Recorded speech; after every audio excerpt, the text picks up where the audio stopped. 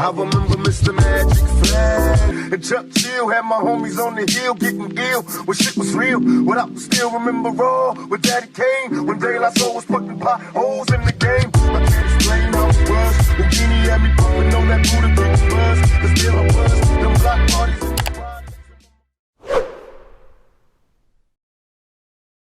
Lundi le 5 décembre 2022, dès l'ouverture des marchés sur USD4, on a eu un rejet en pin bar. La clôture n'était pas favorable. Il fallait surtout attendre les meilleures probabilités avant de se positionner.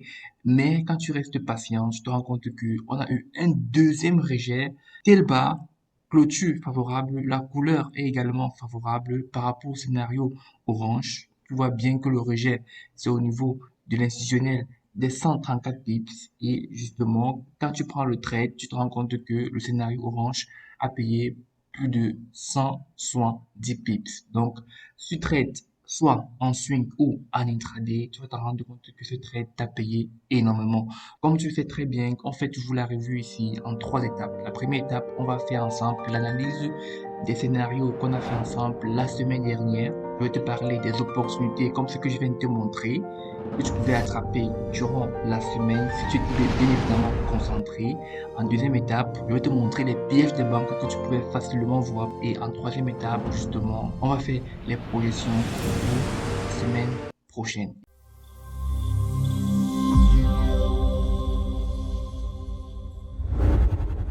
Alors, on commence directement avec le USD4. Je ne veux pas passer de long en large pour t'expliquer que le scénario orange était bien clair. Tu peux te rendre compte que, justement, ici, la semaine passée, on avait déjà un rejet ici. Et justement, ici, on a eu un autre rejet. Donc, ça fait double rejet. Et le rejet aussi, tu peux voir que c'est magnifique parce que le rejet est tout simplement venu aussi rejeter le bas hebdomadaire. D'accord?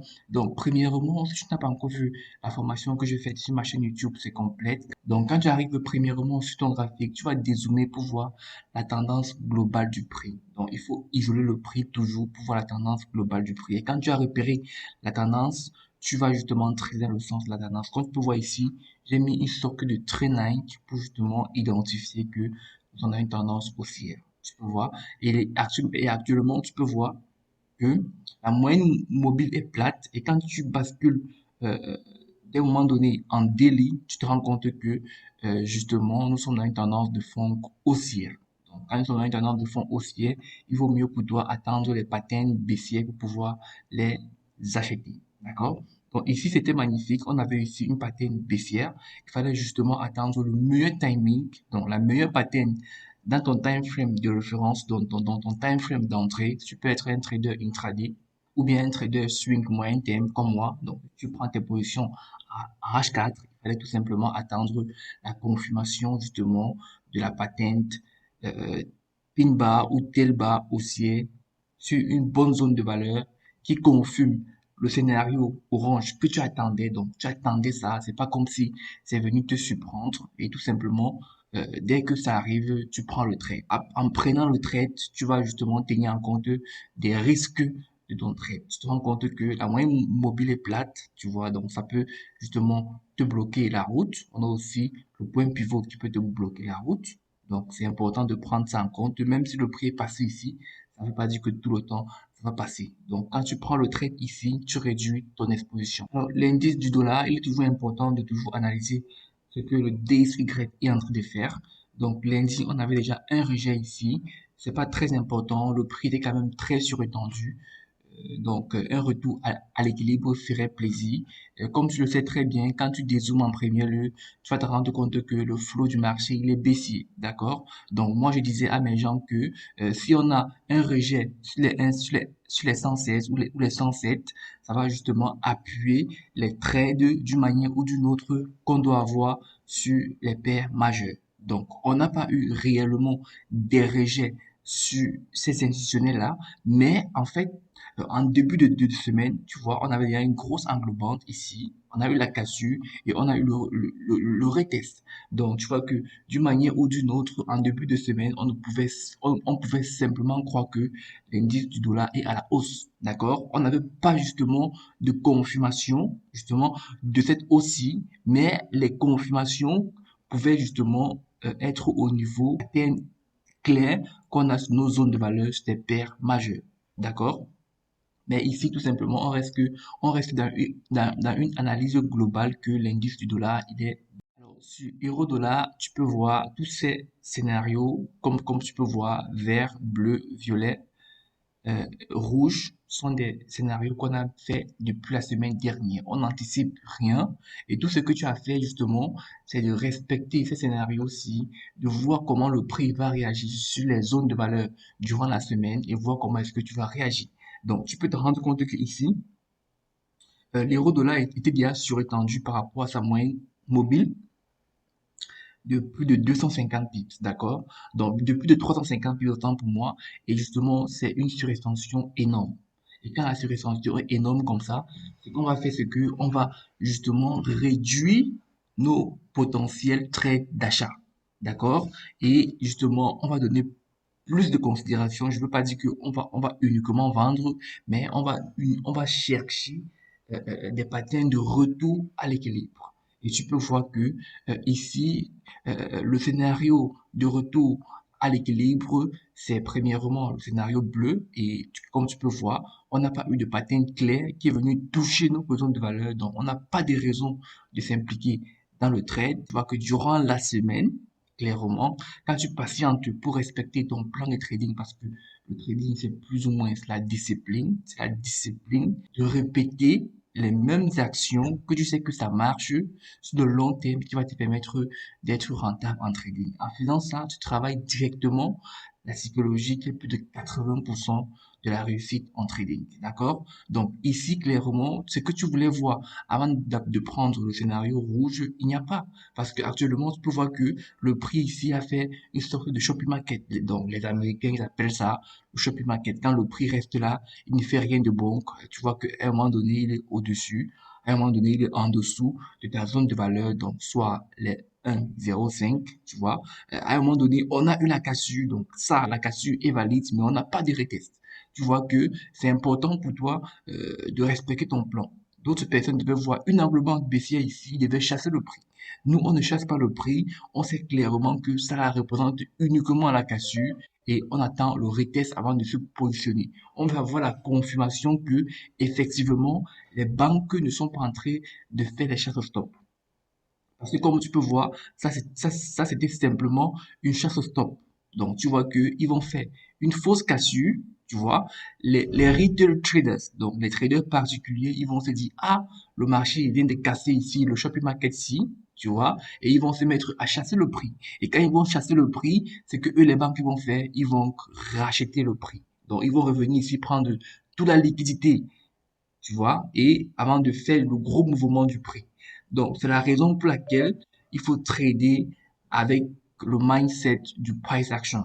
D'accord? Là, on a la cassure, on attend le retest. Tu vois que quand tu restes discipliné à appliquer ce plan de trading, tu ne t'impliques pas dans ce marché parce que tu peux voir, la cassure est valide, mais à aucun moment donné, on a la confirmation du retest. Donc, on ne s'implique pas dans ce marché-ci. Et comme tu peux voir, toute la semaine-ci, il n'y avait aucune raison par rapport à nos scénarios de s'impliquer dans un scénario justement sur l'euro-dollar. Donc, on ne fait rien. D'accord? Contrairement à USD4 qui nous a bien régalé et le trade était magnifique parce que c'était sur nos zones de valeur. On a eu des patterns de price action magnifiques et justement, ça a bien payé. GBP USD, c'est pareil avec euro-dollar parce que premièrement, comme tu peux voir, qu'est-ce qu'on voulait voir? On voulait aussi voir un retour à l'équilibre parce que à un moment donné, tu peux te rendre compte que on était surétendu à plus de 500 pips, la moyenne mobile exponentielle 200. D'accord? Et quand tu as une surextension comme ça, comme je te dis toujours, ce sont des stratégies de trading qui ont été bâties sur des années de marché. Je n'invente rien. Toi-même, tu peux aller faire tes propres expériences. Quand le prix est très éloigné de la moyenne mobile exponentielle 200, je t'assure, il y aura toujours de fortes chances que le prix revienne à son équilibre avant de continuer au moins sa tendance. J'explique ça concrètement dans une vidéo de la partie 3 de la formation gratuite qui est disponible sur ma chaîne YouTube. Tu peux aller vérifier. Donc ici, clairement, on a eu la cassure. Tu peux voir ici là que c'est une très bonne zone de valeur. J'ai pas mis la cassure retest, j'ai pas mis un scénario de cassure retest sur la zone de valeur ici. Mais comme tu sais très bien, nous, on prend des trades uniquement sur des zones de valeur institutionnelles. D'accord? Des zones de valeur institutionnelles ou encore les chiffres ronds. Donc, j'ai pas mis la cassure et test, mais tout simplement, tu pouvais voir. Donc, ici, à l'ouverture des marchés, on avait déjà la cassure, mais à aucun moment donné, il y avait le retest. Tu vois que les retail traders qui sont là tout simplement à chasser le prix, dès qu'ils vont revoir la cassure ici, ils vont se mettre à chasser le prix. Regarde ce qui se passe derrière, c'est que tout simplement une chasse au stop et justement quand tu trades en intraday, tu te fais encore bien avoir par ce genre de situation-ci. D'accord? Donc il ne faut surtout pas chasser le prix, il faut surtout attendre les retests, d'avoir la confirmation que les banques sont réellement en train de faire ce que ils ont prévu faire avant de t'impliquer parce que justement comment est-ce que tu vas voir cette confirmation là, tu vas attendre les patterns de price action sur des zones de valeur. Je te garantis que si tu appliques simplement cette stratégie de trading en suivant ces scénarios là sur des zones de valeur dans ton trading, je t'assure, ton trading va passer à un autre niveau. Parfois, il ne faut pas faire des choses trop compliquées. Quand c'est trop compliqué, ce n'est plus bon, ce n'est plus efficace. Quand c'est très simple, et les expériences le prouvent dans tous les domaines, quand c'est simple, c'est bon, c'est facile et ça passe vite. D'accord? Donc ici, comme tu peux voir, le scénario violet est passé. Derrière, on a la cassure. Le retest entrée pin bar BCM magnifique. Et là derrière, on a pris le trade, le stop loss est optimalement bien placé, au moins à ce niveau-ci. On patiente et la semaine prochaine, on va voir ce qui va se passer. Avec du USD, c'est clairement aussi la même chose avec euro dollar. Tu peux voir, on était à un moment donné surétendu. Il faut savoir que les surextensions par rapport à chaque paire de devises est différent. D'accord? Ici, on a une surextension de 250 pips. C'est déjà OK. Tu vois que la volatilité sur l'euro dollar et sur AUD sur GBP USD, c'est pas la même chose. D'accord? C'est une expérience qu'il faut que toi-même, tu puisses aller vérifier. Tu vas te rendre compte que les surextensions varient en fonction des paires de devises. Donc ici, on avait déjà une surextension. D'accord? On avait déjà une surextension, mais ça n'empêche pas le fait que on peut avoir une continuation de tendance. D'accord? Ça n'empêche pas le fait. Mais avant d'avoir la confirmation de tendance, tu sais clairement que tu es surétendu. Donc, pour toi de prendre ce risque, tu vois, tu sais que il te faut au moins réduire ton exposition par rapport au trade de continuation de tendance que tu es en train de prendre. C'est important de surtout prendre ça. Maintenant, quand tu regardes par rapport à nos scénarios, durant cette semaine-ci, tu vas te rendre compte que tu as la cassure ici, mais il n'y a pas de pattern clair de retest par rapport au scénario vert de suivi de tendance. Donc, tu ne prends pas le prix, tu patientes, et là derrière, qu'est-ce que tu vois? Cassure, pas de retest. Donc, par rapport à ton niveau de tolérance, tu vas te rendre compte qu'ici, il n'y a pas de retest. Tu vois que le prix a été cassé. Tu vois, on a eu la cassure. À un moment donné ici, on a eu le rejet par rapport à cette zone institutionnelle des 0,67. Je ne refuse pas, d'accord? Mais toi, tu vas te dire que donc ici, tu vas choisir ton camp. Toi, tu vas te dire que moi, je veux attraper le trade de retour à l'équilibre, donc attendre la confirmation du scénario violet, ou bien tu vas prendre le scénario orange qui est venu plutôt se valider à ce niveau-ci. Parce qu'ici, tu peux te rendre compte qu'on a une belle englobante haussière sur une zone de valeur magnifique pour une continuation de tendance. Donc, soit tu prends ce trade et tu oublies le scénario violet, soit tu patientes pour le scénario violet et tu oublies justement l'englobante haussière. Donc, tu choisis ton camp et tu calcules justement les probabilités que le trade soit en ta faveur ou pas. Et une autre astuce, c'est que tu peux justement basculer en daily pour voir concrètement ce que la daily est en train de faire avant justement de prendre ta décision. NVD USD, tu vois, tu peux voir que c'est pareil. Cette semaine, on ne touche pas le prix. Il n'y a pas eu de pattern clair sur nos zones de valeur. Il y a des semaines comme ça, comme aussi sur beaucoup de paires de devises mineures. On n'a pas eu vraiment de la volatilité. Le prix est resté sur place, on a eu Shopee Market, tu vois. Il y a des semaines comme ça, il y a des semaines où le prix est tellement volatile par rapport à d'autres. Donc, le tout, c'est justement de respecter son plan de trading, de respecter sa stratégie, tu vois, et de ne pas se laisser emporter par ses émotions. Et justement, cette routine-là en trading qui va t'apporter la liberté dont tu recherches. J'ai remarqué la cassure, j'ai bien dit que, au fait, il faut surtout pas se focaliser sur les retours à l'équilibre, d'accord? Parce que quand justement tu bascules sur la daily, tu vas te rendre compte que pendant des années, quand celui-ci prend sa tendance, tu vois, il va rester justement focus sur sa tendance, d'accord? Donc justement, moi j'étais à l'idée que il faut suivre la tendance du marché. Au niveau des projections, sur le DXY, on reste dans l'optique que nous sommes dans une tendance baissière et que tant qu'on ne casse pas justement les 1,7, on reste baissière. Donc, à court terme, on peut justement avoir un retour à l'équilibre. On va regarder à l'ouverture des marchés le scénario vert. Alors, sur euro-dollar, c'est plutôt simple. On respecte nos scénarios. J'ai mis tous les liens de ces projections ci-là en dessous cette vidéo, donc tu peux cliquer et regarder. Et justement, ici, justement, on va vérifier à l'ouverture des marchés les 1,05 et les 1,06. Donc, ce que le price action va nous montrer sur ces zones de valeur-là, on va regarder, on va patienter et on va agir justement en conséquence. GBP USD, c'est aussi pareil. On sommes ici en phase de retour à l'équilibre. On a pris le trade ici du scénario violet. On va patienter et la semaine prochaine, on va voir ce qui va se passer. Donc, cette semaine-ci, on va rester concentré dans le fait que ici, on a déjà la cassure. Donc, on va rester patient à attendre le retest à l'ouverture des marchés ici. Tu vois, donc, si on a des patterns de rejet à la hausse ici, alors on va justement considérer que le trade ici n'est plus valide. D'accord? On va clôturer notre trade et prendre justement un trade d'achat. En cas où on a des patterns de rejet haussière couleur verte, d'accord? Sinon, on passe à autre chose.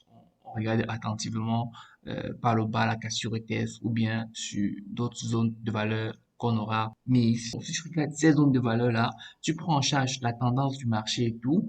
Une fois que tu as repéré un scénario qui marche bien, ça ne te coûte rien justement de basculer sur les time frames inférieurs comme la M15, la M5 pour chercher je vais dire des petits pics, d'accord, justement pour faire ta journée.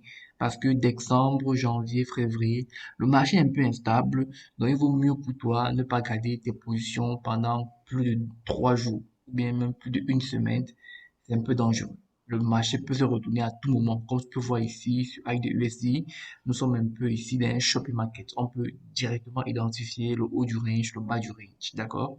Donc, à l'ouverture des marchés, on va regarder sur nos zones de valeur et voir ce qui va se passer. USD JPY, comme tu peux voir, j'ai changé les zones de valeur, donc méfie-toi. Ici, on va uniquement maintenant se concentrer sur les 250 pips. Le marché est un peu instable ces derniers temps. Il vaut mieux se focaliser sur des grosses zones de valeur. Donc, les 250 pips, c'est énorme. Quand le prix se trouve à ce niveau-là et quand tu as la confirmation du price action, tu peux directement basculer sur des time frames inférieurs pour rechercher des patterns d'entrée. Sur USD4, comme tu peux voir, le scénario orange a bien payé. Nous sommes en tendance haussière. Donc, on va voir si la tendance va poursuivre. Si le prix, autant pour moi, va poursuivre sa tendance haussière, donc le scénario violet. Donc ici, on a déjà la cassure. Le retest est déjà en cours. Je vous vois ici, on a les inside bas. Donc, en cas de pattern clair de retest à l'ouverture des marchés lundi, ou même mardi, ou durant la semaine au fait, tu peux regarder. Sinon, tu bascules justement sur le scénario vert ou le scénario bleu. On va regarder le scénario vert ou le scénario orange pour un retour à l'équilibre, dépendant aussi de ce que va nous montrer l'indice du dollar. Et on va jumeler, on va fusionner tous ces indicateurs-là avec le price action sur nos zones de valeur qu'on a préparées ici. Et on va prendre des meilleures décisions pour attraper le meilleur home run de la semaine. Je te donne rendez-vous la semaine prochaine pour une prochaine revue. Si tu aimes ce que je fais, n'hésite pas à liker et à t'abonner. Et surtout, rejoindre le groupe privé pour justement continuer ce chemin cette aventure avec moi, auprès de moi et auprès des autres traders dans le groupe. On est ensemble. Bon profit à toi et